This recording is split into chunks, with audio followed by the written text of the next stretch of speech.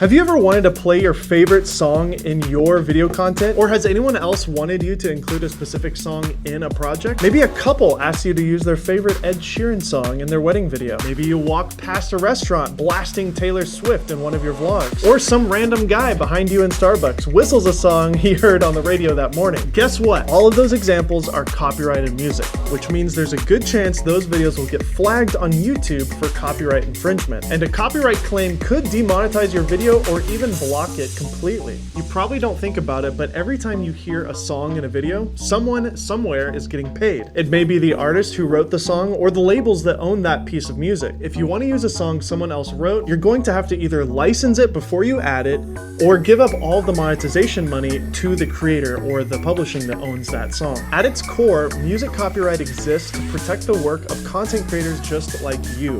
Only in this case, they are musicians and recording artists and not filmmakers, but you get the idea. In this video, we're going to cover how to use copyrighted music on YouTube and how to avoid the dreaded crossed out $ logo or demonetization alert.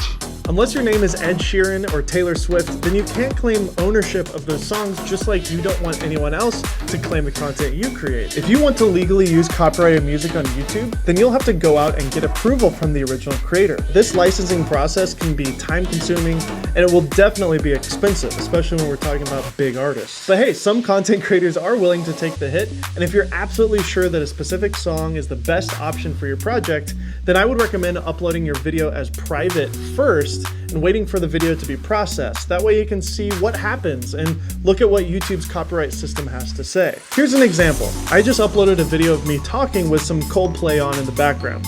Let's see how YouTube feels about it. As you can see, my video is demonetized and it isn't even available in certain countries. This obviously isn't ideal if I wanted to make YouTube my career, but if this was just a home video for myself for private use, this maybe wouldn't matter to me. Now let's see what happens when you upload a cover song to YouTube or a parody. In this case, you can see that I'm splitting the revenue from the original creator of this music. This is because what I created, a parody of the song Bad Guy by Billie Eilish, is in fact a performance that I made myself. My video falls under fair use of copyrighted content, but the melody and the composition of the song belong to Billie Eilish and her publishers. It's important to know that certain songs and certain artists fall under stricter copyright policies, and these policies could change over time as well. So it's, let's call it, strongly ill-advised to try posting copyrighted music and hope YouTube doesn't notice. That's why so many creators, like myself, rely on royalty-free music for our videos. YouTube has some royalty-free music built into the YouTube Studio. It's called the YouTube Music Library. You'll find thousands of songs you can use without having to worry about being delisted or demonetized, and YouTube updates the library pretty often. Some songs want you to credit the artist in the video description, and some don't care either way. You'll have to check the restrictions about each song before you use it. The library on YouTube Studio is okay, but the selection is pretty lackluster and the quality isn't always the best.